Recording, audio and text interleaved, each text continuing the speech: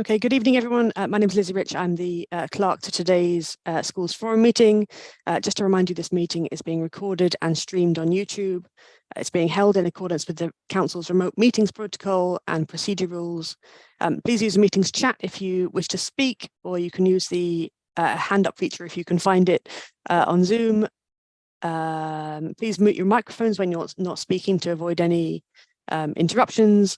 Voting will be by general assent of the meeting or by roll call, and attendance will be recorded by roll call too. So I'll just run through the attendance and please respond when I call your name.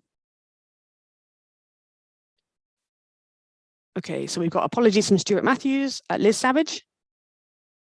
Present. Jenny Baker, we've had apologies from Stuart Bevan. Yeah, just here.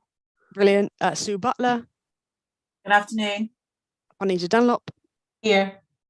Keith Granger. Yes, I'm here. Thank you. Brilliant. We've had apologies from Tim Griffith. Trudy Salmons, I believe, is in the meeting, but might not be able to speak right now. Yeah, I'm hands-free. There you are. All good. Brilliant. Debbie Smith. I can't see that Debbie's here yet. Debbie Smith replaces Gareth Croxon. Oh, right. That's fine. Thank you. Grant Strudley. Present, and can I just apologise that I'll have to dip out in about 45 minutes before reappearing. Thank you. And Paul Tatum. Hello. And we also have two new members who are on the call. So Katie Moore. Hello, yes. And Caroline Johnson. Are you here? Hi. Hi. Brilliant. I think that's everyone, unless I've missed anyone who's on the membership. Can't see anyone raising their hand. Great. So the first item on the agenda is apologies for absence, and I have, as mentioned, have received apologies from Stuart Matthews, Jenny Baker, and Tim Griffiths, and received apologies for lateness from Gareth Croxon. Are there any other apologies?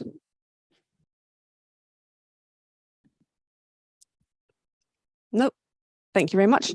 So as this is the first meeting of the academic year, are there any nominations for chair for the year? I can read a statement from Stuart. This is from Stuart Matthews. Apologies, I've got an unavoidable clash with year 11 and 13 certificates this evening at school. Sorry. Whilst I'm happy to be considered chair, I would only do so if no one else comes forward. Indeed, would warmly welcome and encourage anyone to do so. I think it's appropriate to declare my role as Director of Education for Corvus, meaning I do have an interest in Edgebarrow, Sandhurst and Kennel Lane, along with a bid for the new special free school. Members may feel that there's a conflict and that may encourage others to stand. But Stuart wanted me to read that for you. Brilliant. So that's one nomination from Stuart. Is anyone happy to nominate Stuart? Yeah. I'll nominate Stuart. Yeah. Perfect. Is that seconded?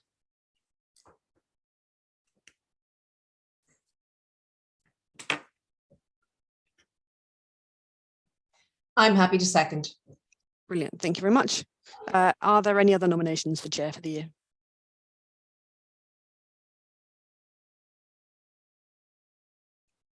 Nope. Then that's Stuart Matthews for chair for the year. We'll move on to vice chair in that case. Are there any nominations for vice chair for the year? I will put myself forward with the same proviso that Stuart has said, that I would warmly welcome and encourage anyone to do so as well, but I will put myself forward. Brilliant. I'm happy to second, Liz. Brilliant. Are there any other nominations?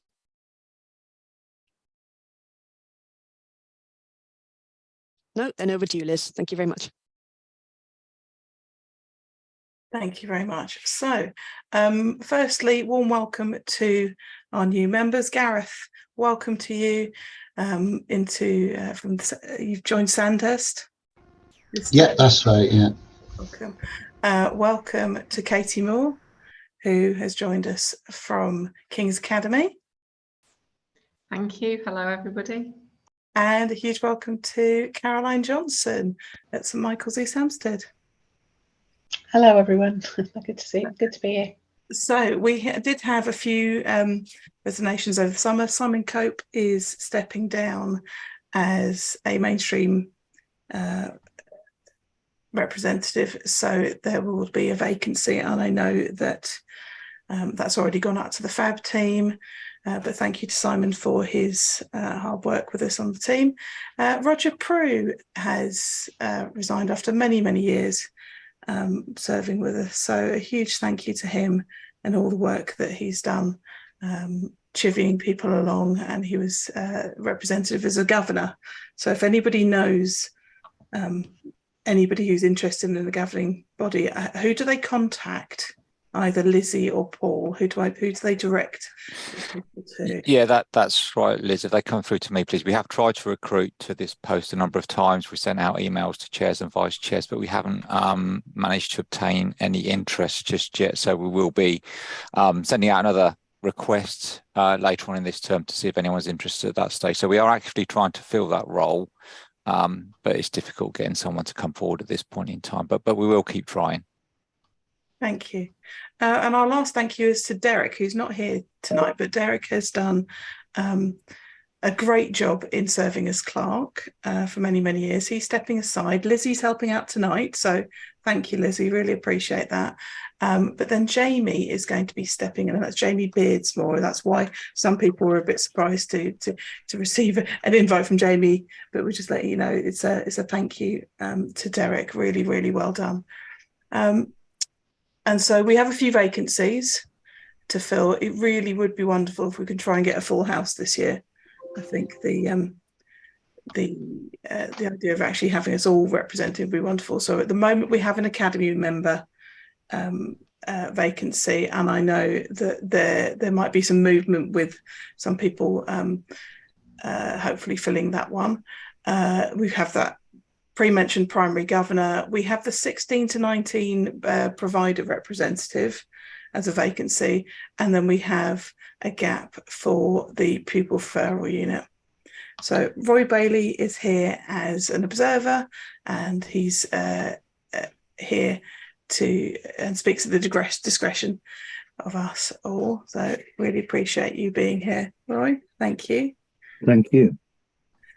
And I think the only other person that's joining us in the meeting we haven't mentioned is James, who's here with an apprenticeship. Am I right, Paul? Did I remember the right title?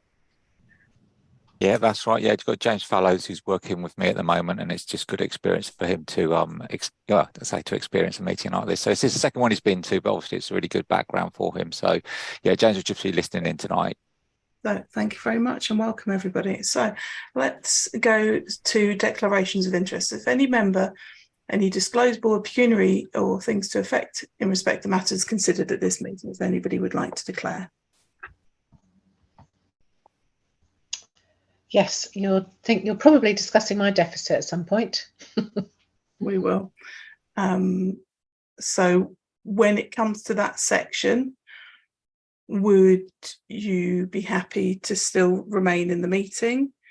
Or I don't mind. I did say to Paul I need to leave about 5:30. So if you get to it before then, I'm happy to dip out then, if that's fine, as I'm just observing really tonight. So wonderful. Okay, so probably if you're happy to disappear that one and then obviously rejoin once we've rediscussed this, probably. But you are representing primary schools, not just primary school. But thank you for declaring that. Any declarations of interest? No, thank you very much. So I'm just reading through my notes. I'm on to page 3 there.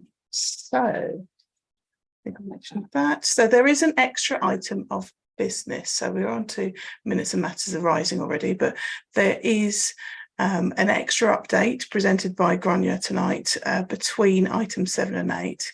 And then we will make sure that we've got all of those details up in between 7 and 8. Okay.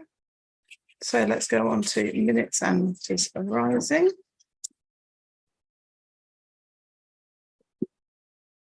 So what I'd read as minutes was under last sets of minutes were page 7.289, delivering better value. So the extract was: the former expressed that there was a need for support for children's transitioning from early years into primary school. Chris replied, so there's Chris again here, replied that it was a valid point. In terms of the scale of the issue for children, saying transition in primary school, that was most problematic though. Therefore, the in-house transition project would prioritise the secondary sector. However, Chris did agree to look at some work that could be done for the future to support transition to primary. And it says action, Chris. So, Chris, do you have any updates for us on that one? Or should we park that for a later meeting?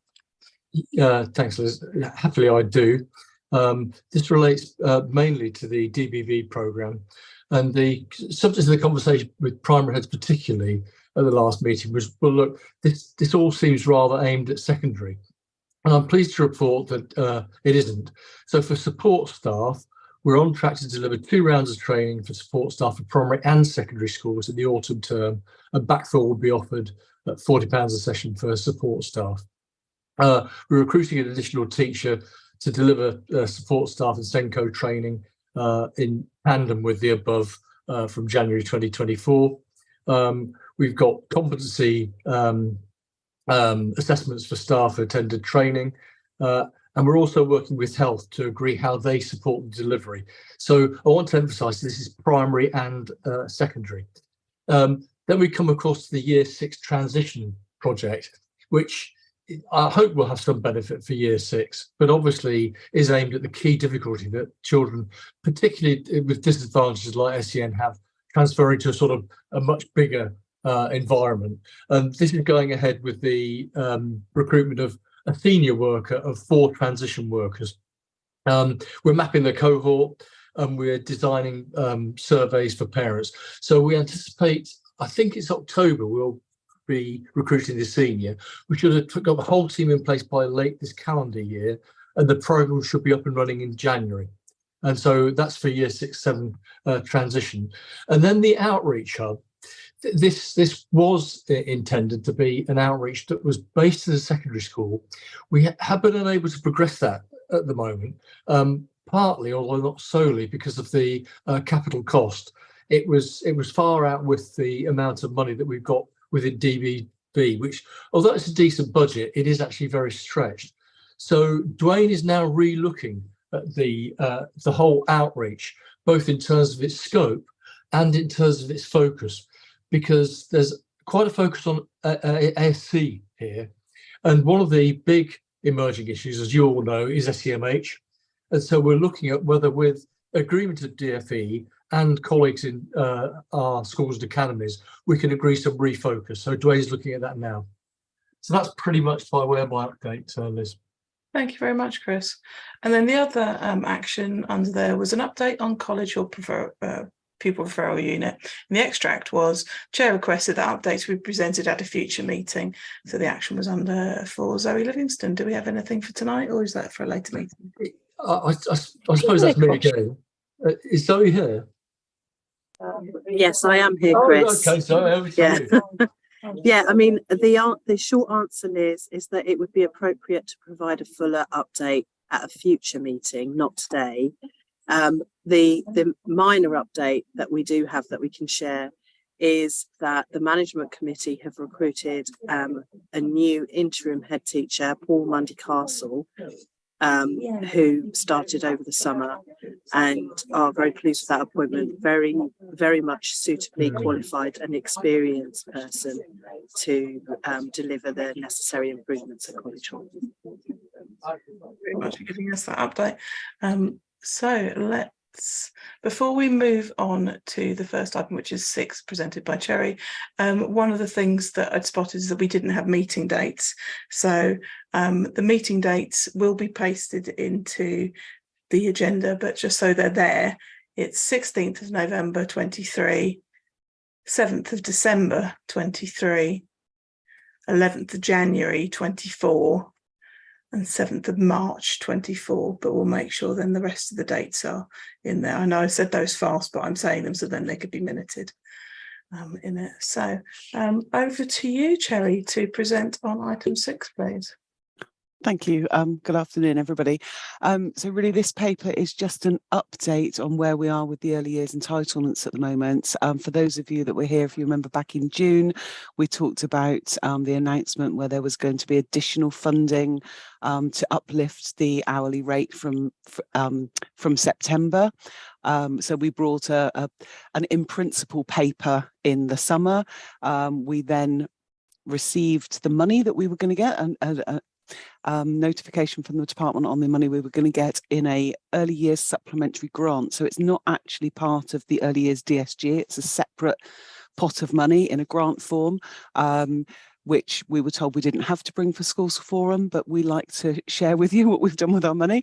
Unfortunately, the paper had to be provided prior to us receiving the actual guidance from the DFE. However, I'm really pleased to say when we did receive the guidance last week, the principles that they told us in the summer remained in the guidance. So our approach was exactly as it needed to be. So we were able to uplift the hourly rates for our providers, which I think was quite pleasing to them. It's never enough money, but that's always the way. What we don't know yet is what's going to happen from next April. We have taken part in the consultation that has been live. I think it's just closed in the last week around funding from April next year when the extension of the entitlement starts. However, there was nothing contentious in the proposals, so we were sort of in agreement with what they were proposing.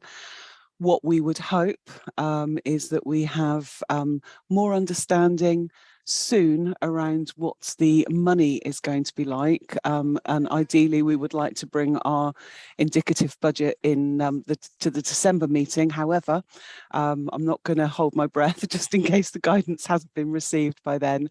So you know, rates have gone up. I think some people were very confused when the media was reporting that everything would be passed on in full. It was the EYSG that had to be passed on in full, which we have done. We've done exactly what we were told to do, but we obviously still centrally retain the 5% from the DSG part of it. So it looked initially to some people who didn't fully understand the process that we weren't passporting all the money, but we have done that. We are not sure, if we're honest, how what the sufficiency is going to be like from April onwards. We've got some initial meetings with providers next week. So if you're not booked on to our provider meetings next week to look at the expansion, please book on. You can book on through Can-Do, just a quick plug there. But we want to look with our existing providers on, is there anything else they can do in their setting to increase capacity at all? We're doing lots of surveys. We've done some parental surveys and we'll be feeding back some of that information in the sessions next week. So yeah, we're just trying to look at what we need to do in the coming months and years to extend the entitlement as we're being required to. So I don't know if anybody's got any questions really. There were no sort of we don't need you to make any decisions. It was just really to note what we've done so far, and if there's any questions from Forum of what you'd like us to do next, really. Any questions or comments from colleagues?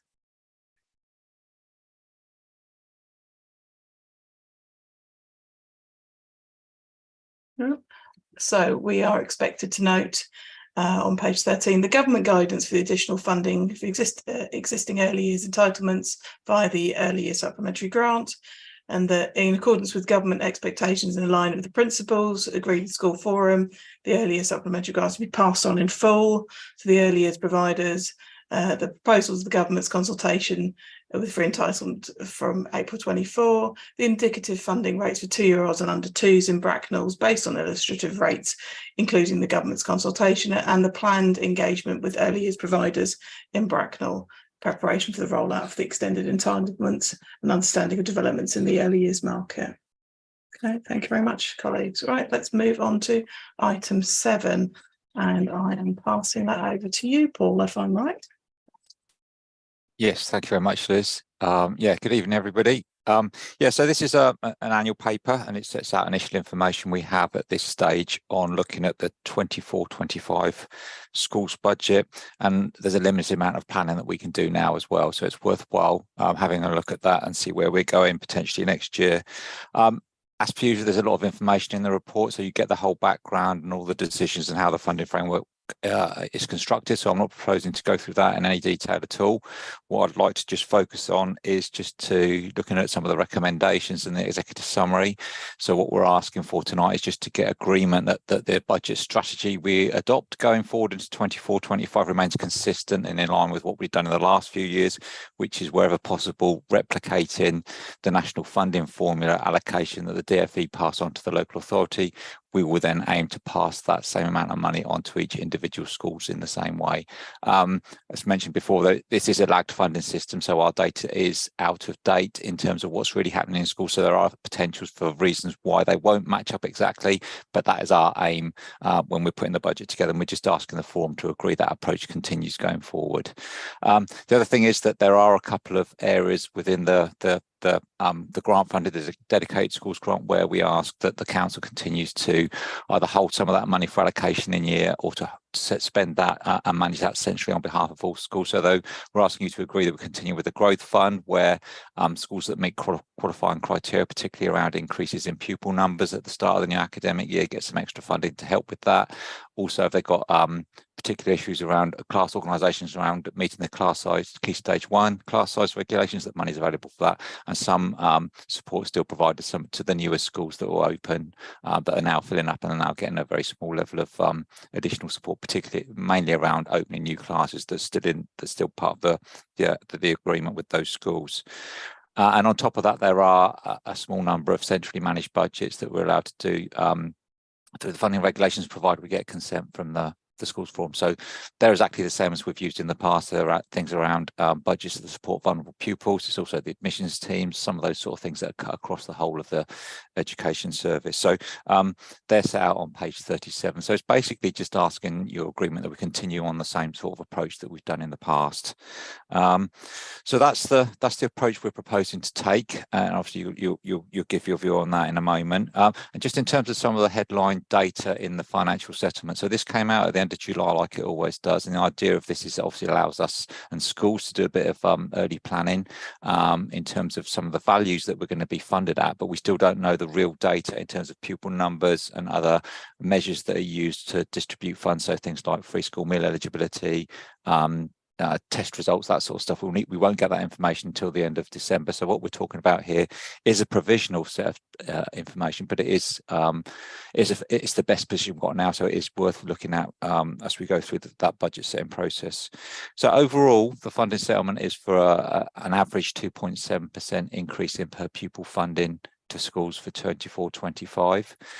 So that's the amount of money that's going into the budget to help fund the cost increases that are going to occur next financial year. So obviously we don't know what those increases will be yet. We don't know pay awards, we don't know general inflation, that sort of stuff. We don't know, we're not in a position yet to judge whether that's a good settlement or whether it's not such a good settlement. But that's the amount of money, extra money that's going into the budget next year with those pressures that will emerge post-April.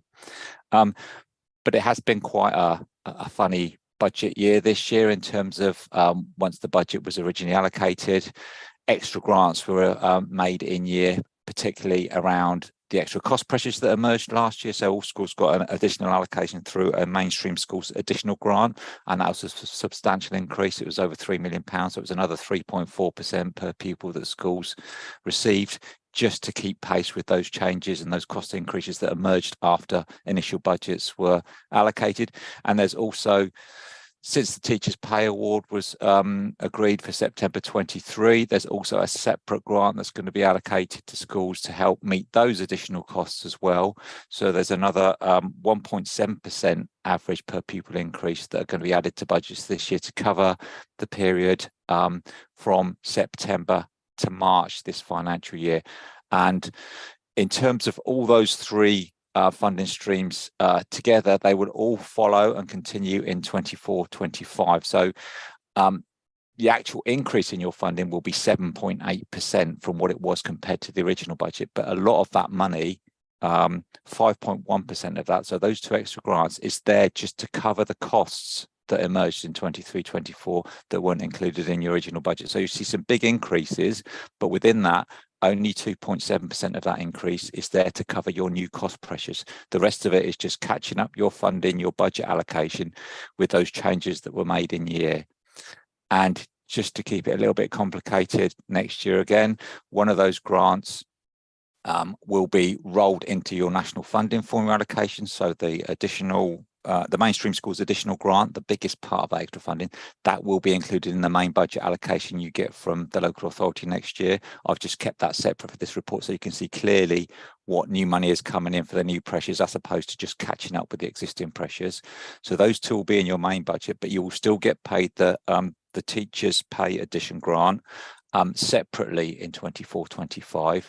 But for 24-25, obviously your allocation will be higher than this year because it's there to cover 12 months of costs next year. So from April through to March, whereas for the 23-24 one, it's only covering 7 months of the financial year. So it'll be a bigger cash value, but it's there to cover the same cost increases. So you'll get an average 7.8% increase in your funding.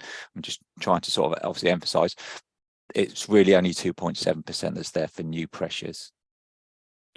Okay, so hopefully that's an overview of what the funding situation is, and as per usual, we're aiming to give you provisional budgets in January 2024 once we've gone through this process and agreed how those budgets should look through the schools forum, and then we'll finalise the budgets in March, which is mainly no real change. We're not expecting any changes to occur then for your school's budget, but we will be updating things like some of our grant information, early years funding, and high needs top-up funding. Those sort of things will be captured and updated again in March. So that's the normal approach we do to that. So that's when you should normally expect to get your budget allocations.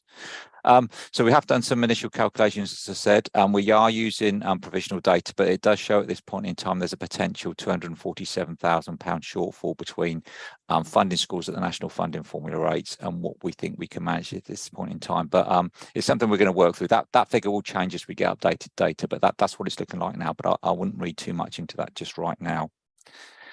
There's also there's just a couple of changes to the funding framework I would like to highlight as well. So there's the way the money's funded, allocated to schools for low priority attainment, children that don't get the sufficient achievement in the national test. There's extra money allocated to those pupils.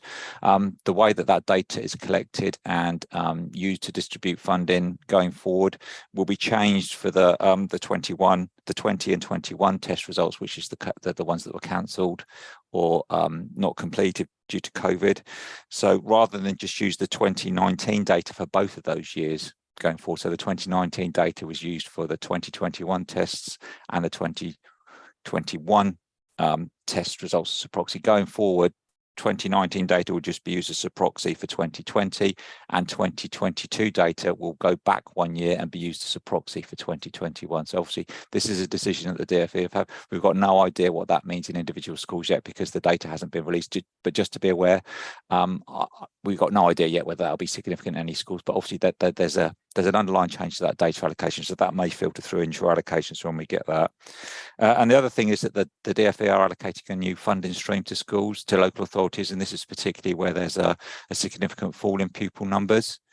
So this is an issue that we are experiencing in Bracknell, but it's also a national issue where a number of authorities are experiencing big reductions in pupil numbers. So the DfE are measuring geographical areas slightly bigger than postcodes. They're not postcode areas, but their own measures that fall within a local authority boundary, and they are looking at changes in pupil numbers between the 2 October censuses. So they'll be looking at the difference between October 23 and October 22, and if within those areas there is a reduction of more than 10% in pupil numbers, we will get some extra money. It's £140,000 for each each area that has a reduction of 10% or more. That's quite a high funding threshold, and our data at the moment indicates that the highest reduction we have is 6.6%. So we don't actually expect there to be any additional money. But what we've said a number of years now, and is also demonstrated on agenda item 8, that we do experience a number of budget difficulties for smaller schools, the 1FE primary schools, particularly where they're losing pupil numbers because the funding formula is very much a pupil driven allocation. They have the smallest pupil numbers, so relatively speaking, they get the lowest allocations. And on top of that, they have the highest proportion of fixed costs. So they've got very little capacity to make savings compared to the bigger schools. So we have a number of those schools that are particularly struggling. So although there's unlikely to be some extra money, we want to do a bit of work and see if there's a way that they can be supported, and that would come back to the schools forum to decide whether that's something you'd want to do when we set the budget for 24-25. So hopefully we'll bring back some options, and that's something to think about because it is a real issue for 4 or 5 of the smaller schools in the borough. Okay, so that's something that will come later on in the year. And then there was a very brief update on the high needs budget. So for next year, we will get a 3% increase in our core per pupil funding element of that allocation. And that's significantly lower than we received in previous years. We've been getting 9%, which is a sort of a similar allocation that other local authorities have been doing the 2 or 3 years before that. But this had been signposted by the DfE that it was coming down to 3% in 24-25. So that has always been part of our expectations in the medium-term budget forecast we've been doing for the high needs block. So that's not going to come along and surprise us and reduce our income. It's already been factored into that, but that has been confirmed now. But again, actual data to calculate that final amount hasn't been released yet, but that's what we're expecting, a lower level of increase in per pupil funding than we had in the past. So hopefully that covers off the key parts of that paper. So I'll be happy to take any questions if there are any. So, colleagues, questions and queries and comments for Paul, please.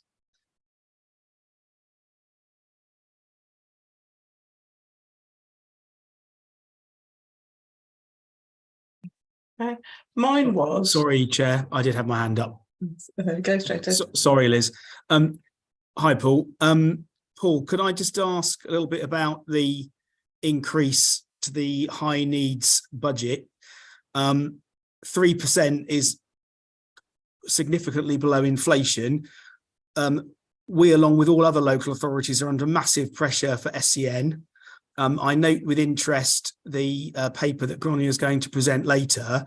Doesn't this spell even more financial hardship for schools attempting to support children with SEN, whether they have EHCPs or not? Do you have any indication from the DfE what on earth they were thinking? Well, I could suggest they were thinking that inflation is going to be very low next year. And that's the expectation of the Bank of England. That's the expectation of most financial experts out there. So the 3% is what they think is sufficient to cover costs and any developments they want to put in the budget that commences in April 24. So inflation is very high at the moment, but it's expected to be around 2.5% at the end of this calendar year, and continuing to fall below that. The Bank of England are forecasting a 1.5% inflation rate for 24-25. So if that's what materialises, then that funding increase will be double what average costs are increasing by. But obviously that's not the only pressure that's being faced in high needs block. There are other volume increases, changes, there are other delivery method changes, etc. But like I said on the schools budget, whether 3% turns out to be a poor settlement or a good settlement, we're not really going to know until we're into that financial year and we know what those cost pressures are. It's significantly lower in the past because there was definitely growth built into those 9% increases. But what that really means in 24-25, don't know just yet, but I'm not looking at that as a terrible settlement. I'm just not looking at it as not as good in the past. And it's something, as I mentioned, we have factored into our medium-term forecast for the last year or so. So it's not going to drastically change our figures because of that allocation to us. Thanks, Paul. I mean, my understanding of inflation is that my costs have gone up by 12%, and all that the 3% increase means is that my costs are going to go up slightly lower. They're not going down. They're already 10% higher than they were, 2 years ago. So they're just going to be slightly lower increases. But I just is wondering if there was any way, and I suppose I'm looking to Councillor Bailey about whether we might, as a council, just flag up that councils across the country are already under pressure of looking at the, forecast deficit in HNB. I mean, it kind of feels like they're trying to bankrupt councils and make it harder. And I just wonder if there's any signal that we can give as a forum, or we can ask Councillor Bailey to kind of feed back our concern that you know, that actually, is this the right direction for supporting our most vulnerable children in our borough?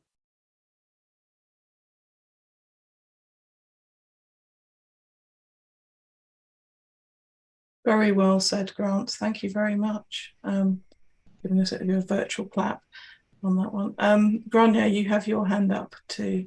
Yes, sorry. So Grania Siggins, Exec Director of People. It's a really important point that you raise, Grant.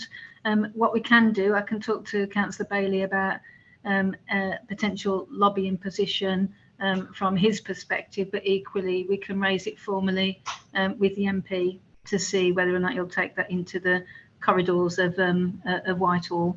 So if we're comfortable doing that, I can put that forward on behalf of the Schools Forum. If you wish me to do that, Chair and colleagues, I can take that forward. Thank you, Grania. I think there's nods of consensus. People come on camera if they dissent. But anyone else with comments, queries, or questions? Oh, Paul's putting his thumb up thing. Comments, queries, or questions for Paul. Mine was about the thinking behind the low pupil previous scores. So, I mean, obviously they've just decided that they'd choose a different data set for the 2021. And you're saying they haven't explained more on that thinking. How much do we normally get for the low prior attainment? That's a detailed question, isn't it? No, there's for your first question. There's no rationale for the change in the way that the money is going to be allocated for those 2 COVID years for the low prior attainment data. I think that on reflection, they're just thinking rather than using one set of data for 3 years, it makes more sense to use 1 year, the year before the tests were cancelled, and another data set the year after, because that may well be a better reflection of what really happened there. But I'm just guessing on that. There's nothing in the guidance that we have from the DfE other than they've changed their methodology to allocate that money. And as I say, we haven't got the data yet to have a look at that to see if that's changed, if we can detect a change in that, and if so, is it what sort of schools are going to experience potential difficulties from that, and others that might get a benefit out of it. So I haven't got any more information other than the very limited information that the DfE have released on this. I'm sorry, I have to say I haven't got in front of me how much we allocate for low prior attainment, but it's one of it's the third highest total cash allocation after per pupil funding and deprivation funding, which is the deprivation I include in all the free school meals and the EDACI stuff. So the next one after that would be low prior attainment. But I can look at I'll put some information in the minutes if that's helpful. Yes, please. And have they given any indication, because they said they're going to do a few changes, because the EDACI is due to come out again this year, if they said they're going to do any changes? They normally there's nothing been included in the release of information so far today, and they've not highlighted that they're going to update the EDACI information in the data set that will get released in December. But in the past, that's always been updated when it's been the education data has been updated when the national release is updated as well. So I'll also check if we can what's happening with the EDACI update, whether that's going to feature in the data that comes out for next year's budget. That's a good point. Thank you. I might be wrong. It might not be that EDACI's updated this year. I think I read something. Yeah, I don't know for sure. I know it's every sort of 4 or 5 years, and I've lost track of which year it's due to be updated. But we'll see if we can find any more information on that, because that can have considerable fluctuations. Thank you. And so, if there are any more comments or queries or questions for Paul on our money. Thank you. Okay, let's go to recommendations. If I do 3.1 in entirety, which is there's several points underneath it, but it's suggesting that we try and apply the same rationale. So that subject to consideration of schools' responses to the annual financial consultation and general affordability, the approach to the setting of the 24-25 budget should remain broadly the same as 23-24, and then there's particulars underneath. So are we in agreement that we try and do broadly the same approach to help give Paul a steer?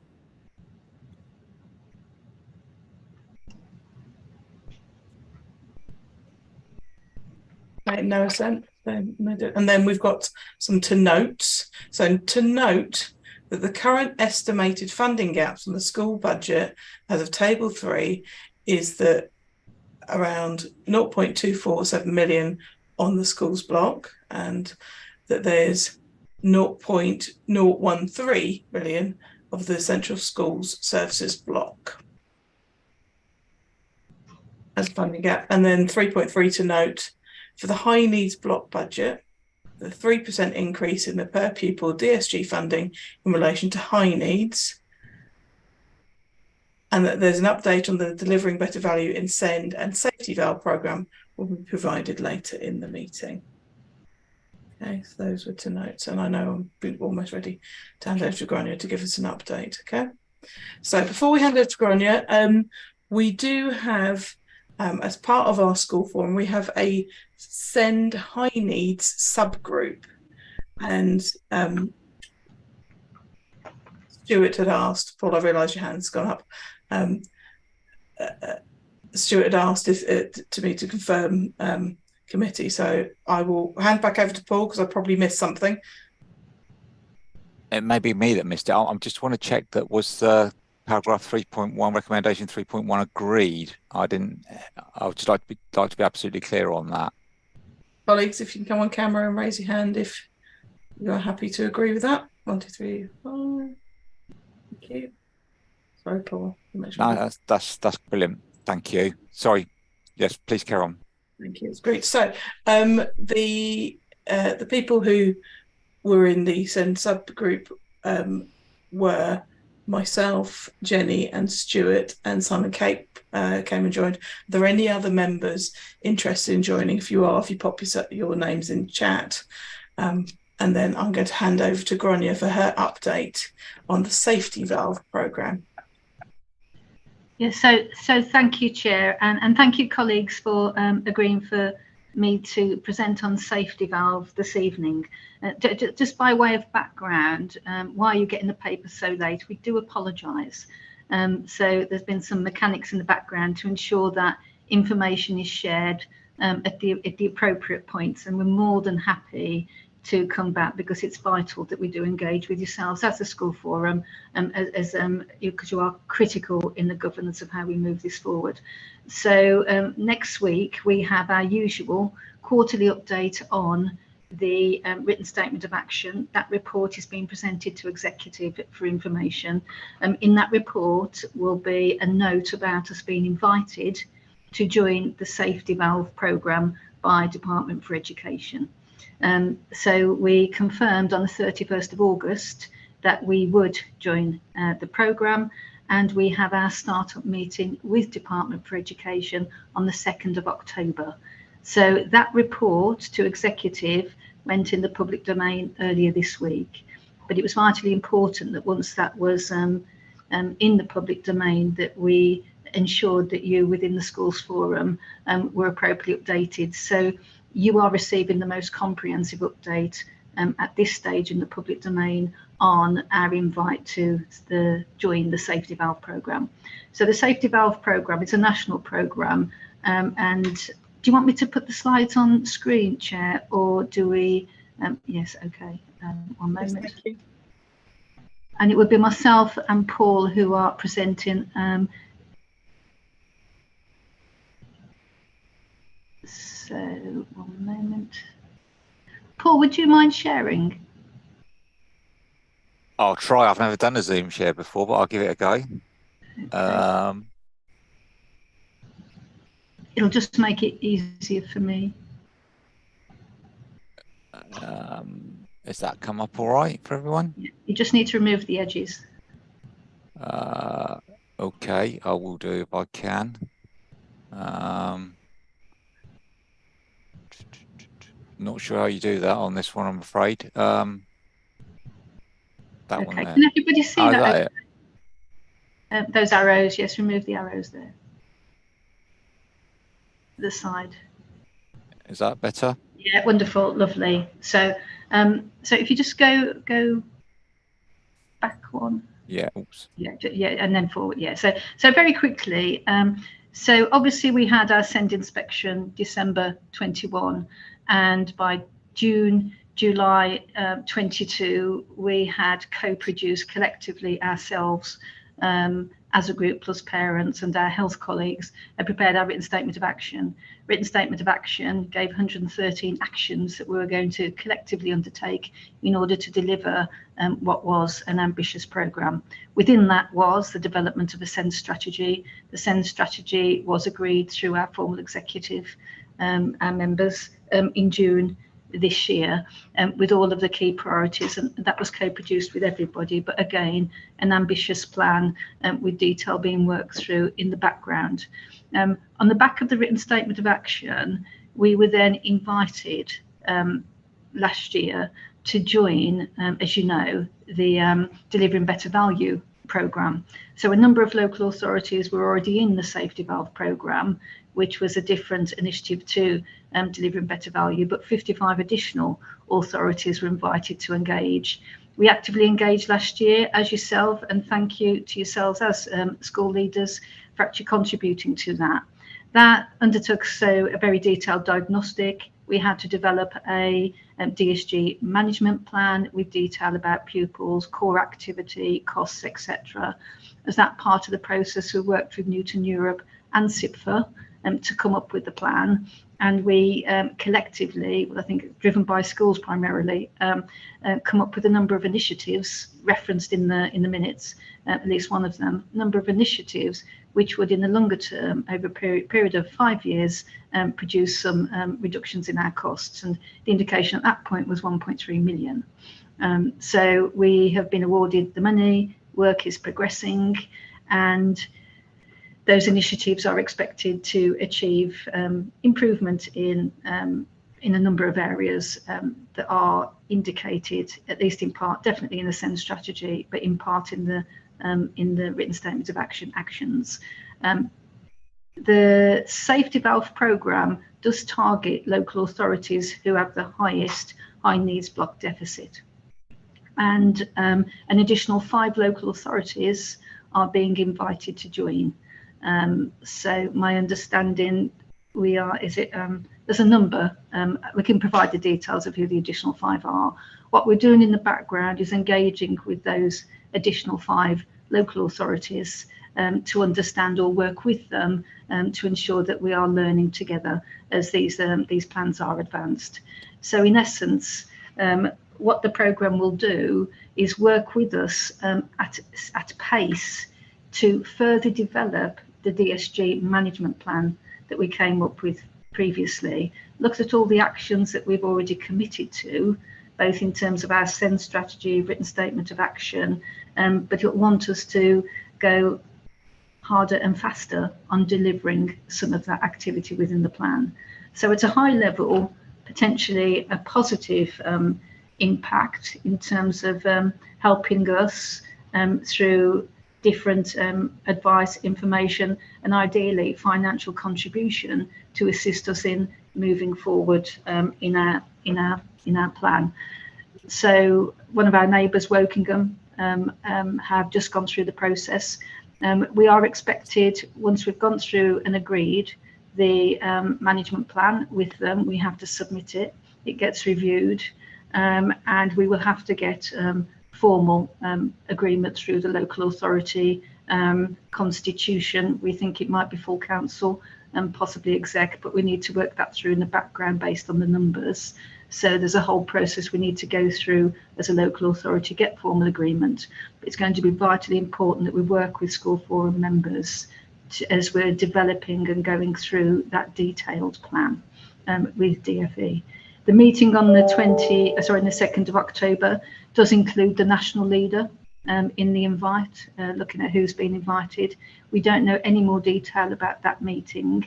In terms of our preparation for the meeting, Paul will say a little bit about the numbers in a moment, if I could just go through some of the mechanics.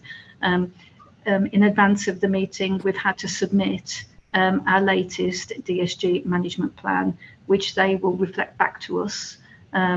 Does need more work. We didn't have a huge amount of time over the summer to do a significant amount of additional work on it, so we recognise it will require now ongoing inputs as the months progress. We have to submit a plan by the 31st of December, which will then have to be reviewed, finalised, resubmitted by the 12th of January. I'll go through the dates, and they are included in the pack. So, Paul, do you want to go through the numbers? Because I think just bringing it to life, so some of the discussions we've already had today about the high needs block and funding. So do you want to talk through these slides? Okay, I will do. Can you hear me all right? Because I can't see if I've got my mic on or not now. Okay, thank you very much. Right, okay, so I'll talk about this slide that I've got in front of me now. And this is going through a couple of slides of Bracknell Forest's position in terms of the high needs block and overall DSG. So this first slide is looking at the dedicated school grant in total. So it's not just focusing on the high needs block, because the Safety Valve programme looks at your DSG in total. So it picks up your historic position plus any balances on your schools block element of the DSG, your early years block element, and the central services schools block element. But some of these figures in the first 3 bullet points I'm sure you'll be familiar with, because they have been reported around these levels in forum papers before. So if you look at our deficit as at the end of March 23, we had a £15.5 million deficit at that point in time. We are forecasting, based on our current information of as at the end of July, so our current live data, we're expecting the overall DSG to overspend by £7.2 million in 23-24, and that's around 30% of our high needs block budget, as you can see there. And then if we project this forward over to the medium term, by the end of 25-26, we're looking at nearly a £43 million deficit, and we'd expect that to continue increasing by about £6 million a year if we don't do any further mitigations to reduce that. So I think that's a sort of a familiar picture that forum members have seen before. In terms of the part of this was some of the stuff that's Granya's already mentioned, but part of our agreement with the Safety Valve team is to make sure that we can demonstrate that at the end of the programme that they support us through, we will be in a position where we break even, and then that financial year our expenditure will be within the level of grant funding that we would ordinarily received through the DSG. So, but part of that agreement will be that the DFE will finance some of the accumulated deficit that's there at that point in time, but there's also going to be a requirement for the local authority and the local area to pick up a big part of that accumulated deficit. And within the agreements that have been signed to date, it's common practice for the dedicated schools grant money that goes to schools to be top sliced to help manage that particular achievement of getting to that balanced budget and paying off the accumulated deficit. So we do have actually, this is a real example here in this little text there. There's a local authority with a very similar deficit to ours, 17 million, forecast to rise to about 40 million. So that's slightly lower than ours, but they will have had more time to work through their mitigation. So their number would have been higher when they first entered the safety valve, but the work they've done there with the DFE has brought that down to a lower level. And you can see from that, the DFE are basically agreeing to fund around half of that, and the remaining half of that accumulated deficit would be funded by the local area. And the way that this local area are proposing to achieve that or get part of that £20 million is to agree a 1% top slice to schools' budgets to be moved over to their high needs block deficit. So that's a real life example. And obviously, while we're doing this, as Gwen said, we've got to work through our written statement of action, and we're also applying our SEND strategy as well. So there's quite a lot of strands that are coming into that. So that's just an overview of the safety valve. Just a reminder of what our position is and how it's changed at a high level since we've been incurring a deficit on the high needs block. So this is a focus on the high needs block now rather than the whole DSG in totality, which is the last slide. But the high needs block is obviously the area that is driving our financial difficulty. So the first column of figures shows 2018-19, the second column of figures shows 23-24, and then the final two columns just show the change between those 5 years. So I've split the budget down between 7 key areas, and you can see by each row of those which ones have changed most over that period of time. It's probably worth just seeing to start with the total spend line over those 5 years. Our expenditure has increased by 95%, so it's nearly doubled. And then the row below that, the funding we get from the DFE, that's still gone up a lot of 48%, but it's basically half the amount that our costs have gone up. So we acknowledge there's been a lot of money going into that, but there's also been a huge amount of pressures in our expenditure. So you can see the pattern you can see there is probably what you're expecting. So I'll just pick up a few of those out there. Kennel Lane Special School. I think we all know Kennel Lane Special School is pretty full. We've increased places by 5 during that period of time, but the rest of it is just gradually getting a higher level of need of child in that provision. So you can see the Kennel Lane budget has gone up the lowest of all of our areas of support in the High East block. Top up payments to mainstream schools, to Bracknell Forest schools, you can see they've gone up massively as more children have been retained in schools with education and healthcare plans. And you can see we've got a big increase in our SRPs as well. And that will increase further as we go forward, as more places are planned to be opened on SRPs. But you can also see, big increases on other local authority school placements and non-maintained special school places, but they're below the amount of increase in Bracknell Forest mainstream schools. But the big issue is that they're much bigger budgets to start with. So in terms of cash terms, they're the ones that are really hitting our deficit, the placements that are being made out of the borough. And again, you'll be aware we're working on plans to reduce that, reverse that, and that's part of our strategy to reduce our costs. So that's very much a flavour of where the costs have changed over the period that we've moved from a surplus in our High East block to a deficit. And you can also see at the bottom there in the green box that during that period of time, the number of plans that we've issued has also gone up by 83%. So it's not quite as high as the 95% increase in spend. So the biggest driver in our changing costs is the number of children that need support. But there's also been, on top of that, further cost pressures around price changes, particularly where there's been a shortage of places that we need in the market, and that escalates prices. So by far the biggest factor is the volume changes, but we've also experienced significant price pressures as well. So that explains the key change in our spend pattern over the last couple of 3 years. And then just showing that graphically, I don't mean that graphically, in a graph, I should say, probably. We have this again just illustrates how the High East block deficit has moved from the point it went into a deficit in 1920 to our forecast for 25-26. So this is a mixture of actual performance and our forecast going forward. So you can see the left-hand bar for each year, the browner colour shows what actually occurred in that financial year, and then the dark blue shows the cumulative deficits that's sitting with us as we roll through potentially to 25-26. And that's a different figure than one of the previous slides, because, as I said, this is just looking at the High East block and what's occurred since we've moved into deficit, rather than the whole totality of the DSG. So again, I don't think there's any surprise in there, but I think that sort of graph does quite clearly illustrate how big that deficit has been increasing over time. And then what's the plan? What's the potential options for addressing that deficit? So how do we clear that deficit? So we have actually looked at, we highlighted an example a couple of slides back. We've looked at other agreements that the DfE have made. And if you scaled those closer to our size as the local authority, obviously being one of the smallest, we could possibly get a grant of £15 million to help carry the deficit, clear the deficit. So if we do get to a position where our deficit grows no more than £45 million by the time we turn this around and get to balance our budget, and obviously we've got to do a lot of work to demonstrate that, that would need £30 million of local area funding to finance that, clear that deficit, and move forward where we're spending within our annual income. So the sort of areas that we could look at, and no decisions have been taken on this yet, but these are the areas that we could look at. We could look at using council reserves. Obviously, if we use our reserves like a school, once you've used those, they're not available anymore. And they've always been part of our own plan, because you'll be aware as well that the council faces huge financial challenges going forward with demographic cost pressures being far in excess of the grant funding we get from the government. So that has been part of our plan to manage our services in a measured way, rather than having to react with significant changes immediately. So that would need to fit in with that. We could also set aside some in future council budgets, but to do that, again, we would need to redirect resource from our existing services into schools. So that would be a difficult a move to achieve. So further savings on the council, and we've talked about on some of the previous slides, top slicing money from schools, and moving that into the Hiney Spock to help cover some of that deficit as well.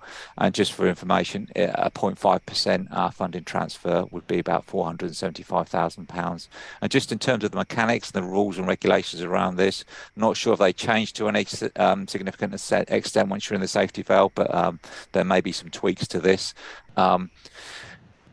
A transfer between the school's budget to the Hiney's block of 0.5% can be agreed by the schools forum, but that has to follow a consultation with all schools, and the schools forum has to take account of the responses from schools to that consultation. That consultation needs to clearly show schools what the likely financial impact would be on their individual budgets. So there's a lot of information that would go out to schools in finance terms. If that wasn't supported by the schools forum, the local authority can still make an appeal to the Secretary of State to overturn that decision, and there's a possibility that that could be reversed. And additionally, if we wanted to go for a higher increase than a 0.5% top slice, and we're aware of some of local authorities have got 1.5% top slice agreements with their schools, you would have to get a top slice agreement above 0.5% agreed by the Secretary of State, irrespective of whether the schools forum supported it or not. So those are the sort of things that could be looked at, and as I say, no decisions have been taken on that yet, but those are the areas that we could go to. And if there is a proposal to top slice school fund, as I said, we would have to do a full consultation with schools. So I think that's the do you want to carry on? Because I'm mindful of time, and that we did push this item onto the agenda through chairs. Okay. So just to say, in the rest of the slide deck, if colleagues can read that in their own time.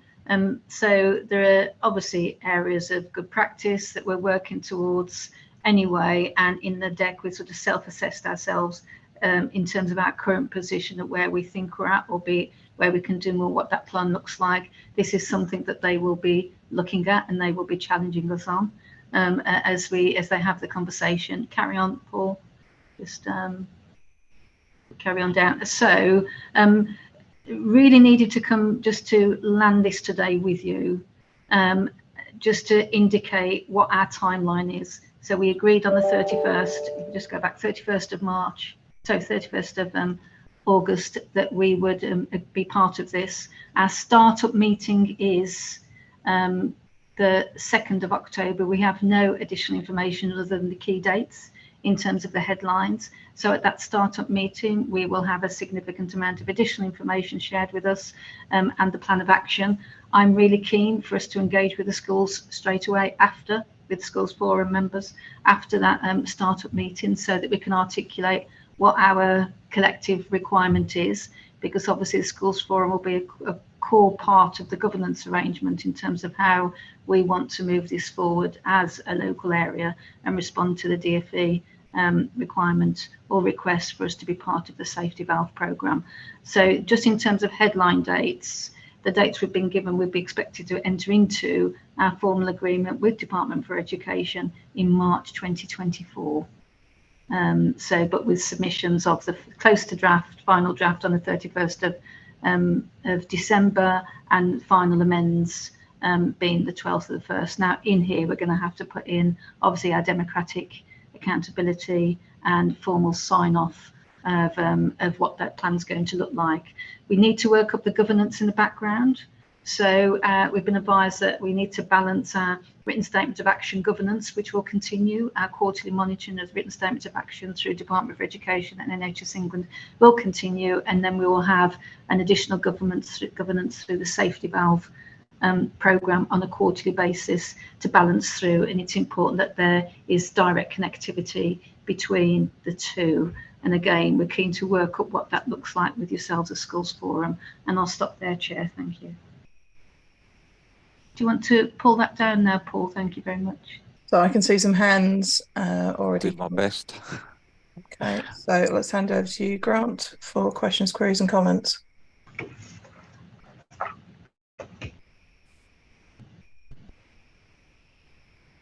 Great, thank you. I hope you can hear me. Thank you for that, Gráinne and Paul. I have to confess to being a little bit naive about this programme until I read the Guardian article about it recently. And I have to say that I think what I read in the Guardian, and having read this document, its characterisation was correct. So my take of this is that ultimately there is going to be a transfer of money from schools to pay off the deficit. There's going to be the same level of SEN need in Bracknell Forest, but there will be fewer HCPs, so schools will get less top up. And at the same time, it sounds like there is the possibility of an up to 1.5% transfer from our central budgets to pay off the deficit. £45,000 is the amount of money that Crown Wood would pay. That's 2 teaching assistants. So paying off the deficit to support SEN needs without any top up, I'm actually going to lose key members of staff that support SEN. I am really concerned about this. I'm hoping in future meetings that I will be convinced that this is not simply a transfer from schools to paying off a deficit, and that it isn't going to make things worse for SEN children. I just wanted to say that I'm really concerned about this. And through you, Chair. So thank you for that feedback, Grant. And as I say, we are forecasting from the learning from other areas in terms of the content of the slides, just so that we have the information to prepare. And we are really keen that we're doing this in an open, transparent way with you, in the way that you've described, in terms of so that we're all collectively clear about the impact, and we can be open and honest with DFE colleagues as well when they meet with us. Caroline, you have your hand up. Thanks. Thank you. I just wanted to ask why we have been moved from one scheme to another, and is that some sort of reflection on what the DFE have seen happening so far, and they're not confident that under delivering better value we will be able to do exactly that, deliver better value? Through you, Chair, it's strange because through the Delivering Better Value programme, the opportunity that they saw over the 5-year period was 1.3 million. So what can we achieve through the Delivering Better Value programme? It was 1.3 million. So that is their judgment about what we can achieve. There's been no delay. Actually, we're a little bit ahead in terms of where we should be on the Delivering Better Value programme. So they're entirely comfortable with that. So obviously, they may have had a view about the 1.3 million and therefore felt that they needed a different approach coming in. We worked very positively and proactively, but the art of the opportunity was only 1.3 million in terms of what could be achieved at that stage. And I would absolutely echo everything Grant said. At the moment, it feels very much like, and being a small school already in a deficit, the idea of adding another 1.5% to my top slice is, without the ability to support the children ever increasing needs that I already have, is frankly terrifying. So through you, Chair, we've been open and transparent on what might happen tonight. It doesn't mean that is what will happen. So I just wanted to share that with you. We haven't even had the startup meeting yet, but we wanted to make sure that we're all collectively informed in terms of really the next stages, and to get you on board to actually work with us in an open, transparent way once we've had the startup meeting. Thank you, Granite. We will take the 3 sets of comments, queries and questions, and then if there's anything you need to respond to after these 3 colleagues. Let's go to Katie Moore first. Hi, I did pop a couple of questions in the chat, but just to clarify, in order to participate in the safety valve programme, the top slice of schools has to happen, otherwise we can't access the larger amount of money that might come from the DFE toward the deficit. Is that correct?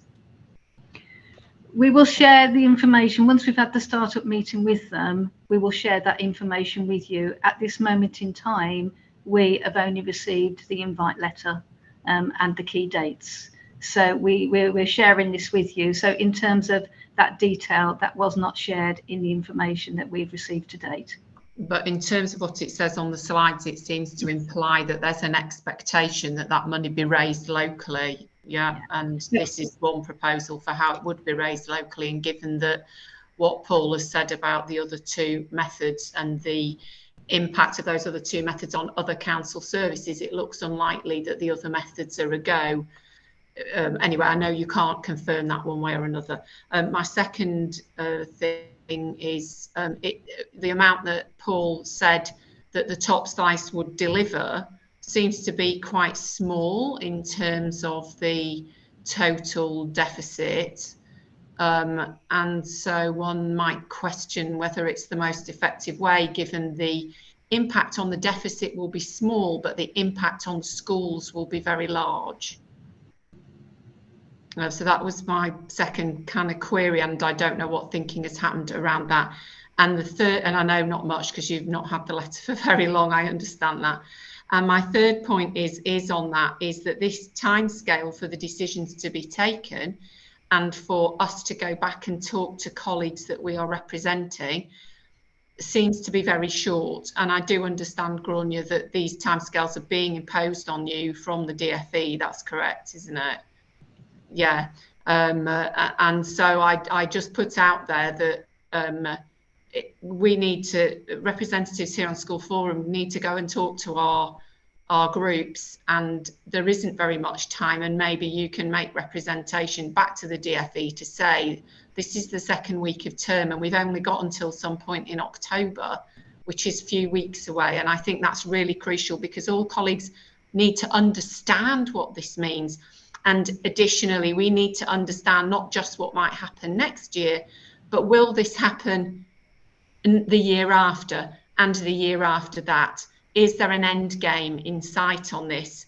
And I speak from experience of having come from a local authority where they were involved in this programme, and there were several years where we were top sliced. And so I just wondered what the view on that was. Thank you. Thank you very much, Katie. I won't get you to respond yet, Grania, but I'll before I hand over to you, Paul Tatum, because I know you've hand up for a while. We've had a comment in chat, so I wish to echo Caroline and Grant's comments. St Joseph's have 4 high need to send pupils in reception and and only one of them has got any HCP. To ensure that we ensure the children's safety, we need adults to work alongside the children. The needs of pushing us into a deficit budget. How can we then be expected to support this project? Stuart Burfin has added his comments. I completely agree with this. We're in the same position at St Michael's. So Paul, let's hand over to you for your comments and thoughts. No, I just admitted really that from the NE position, we're already concerned about the low level of school funding as it is, and any additional pressures on the school budgets would be intolerable for any school in any situation right now. So just want to kind of add my voice that we would find it very, very difficult to support this. Thank you very much. I'll take one last set of comments, queries and questions, and that from you, Roy Bailey. Yes, I'm listening. I'm going to share your frustration, your anger, your desperation about all of this. And as the one person who can be overtly, explicitly political, what's really missing in all of this is government funding. I mean, our council has been put in an impossible position. They're working flat out to make this work. I know they are. I know the possible repercussions of it, but I do share your concerns, all of your concerns. And I know Mary Templeton feels the same as I do. And we'll do what we can do to lobby like mad, including working with the local MP to get additional funding. I mean, I've been a school governor for 30 years, chair for 10 years, and I know what you're going through, and I know the possible consequences of this. I just wanted you to know that. I feel impotent, but I promise you I'll do what I can as soon as I can, and I'll work closely with you, and that's all I can say at this moment. Thank you. Thank you. Grania, did you want to make any final comments before we hand over to our last item? No, just purely to say we don't need any decisions tonight. So Katie, in terms of decisions by October, we don't need any decisions tonight other than my request to can we actively engage with you? And I think, Liz, you suggested that the SEN subgroup might be the place for us to do more detailed work in the background with you to bring in further reports forward once we have clarity. So I'll commit to engaging directly with you, Chair and Vice Chair, on after the startup meeting, the 2nd of October, when we'll know more about what this means for Bracknell Forest. Thank you. I have a question registered from Paul Tatum, who needs to leave for the next item. My request, Paul, obviously you've prepared those numbers for us. Can you run 2 sets of figures, please? Could you run us a graph that has some sort of recognition of if we'd had the 95% funding rather than 48%, funding that we've got. I'd like to see that as a graph added on. Let's see what that scheme scope does. And then the same for if they were going to fund us for the 9% versus the 3%. I think a graphical representation of if things were keeping up to just would help my brain ease. And Paul, I trust your mathematician skills to make that beautifully presented for us. But I think it will help us lobby, and I think Roy might help you lobby as well. So okay, let's move on to agenda item 8, and thank you for having that additional point. And we're trying to go as fast as possible, but it's back over to you, Paul. Yeah, thank you, Liz. Yeah, okay, I'll go very fast on this one then. So this is another annual report. It's about license deficit agreements that we're seeking your approval to. And it's the DFE approach to basically giving schools a loan where there's difficulty balancing their budget, and it's just called a license deficit. So it's the same sort of report we bring every year. So a number of you will be familiar with this. And basically, we have a set of procedures and processes that have been agreed with with the forum of how we will deal with these requests from schools. So we've worked through those with a number of schools, and the idea is basically to help schools manage financial difficulty in a measured way over time, rather than being reactive and making significant decisions straight away, which could have a bigger impact on educational attainment. Just very much in summary, despite really difficult financial challenges that we've been talking about tonight, it's pleasing to see that only one new licence deficit application has come forward for 23-24, which is definitely a surprise to me. The other side of that, I guess, is that the 4 schools that already had a licence deficit in place, most of which were already struggling with managing to develop a repayment plan, all of those have experienced a widening of their financial deficits. So that was not so much expected, but again, it does reflect the financial circumstances those schools are finding themselves in. But in summary, if all the agreements are approved tonight by yourselves, then the total amount of aggregate deficits would increase by £320,000 to £815,000. And as I highlighted on agenda item 7, a number of the schools, 4 out of the 5 schools with a deficit of 1 form entry schools experiencing falling rolls. And I know other smaller schools with falling rolls are on the cusp of going into deficit as well. So there's definitely an issue there that we need to look at, and we will be doing that and coming back to you later to see if there's any a possibility of addressing that in any way. And the final deficit, just want to highlight that that the other school is a 2 form entry school, and that has been in a position where the deficit has widened. It's doubled from what we're expecting it to be. So we do need to intensify our work supporting that school. We do need to be more rigorous in the monitoring arrangements we have. So we've already been in touch with the school about that. So from this term, both myself and Chris, as the Assistant Director for Education and Learning, will be providing more complete monitoring arrangements with the school, just to make sure that we can progress some improvement on their position and reduce that £500,000 forecast deficit we're asking to support now. There is one expectation that will reduce by £250,000 during this financial year, because through a one-off sale of a council, a surplus council accommodation. So that will probably reduce it to £250,000. We are very confident that will happen this year, but there's still an underlying deficit that we need to get some progress on, and to move the school into a more financially stable position. So I think that's all I'd like to say. The rest of it, the recommendations are just agreeing the amounts, the limits of the deficits for this year, with more detail in the actual report. Thank you very much. Okay, so we're on to point 3 for recommendations. So the schedule of the school governors confirming relevant financing schedule, compliance with the associated terms and conditions of the deficit scheme. School Forum agrees the following deficit limits for 23-24, and they are appointed I to V. So screens on for those members who are still here and who have voting rights. Could we agree?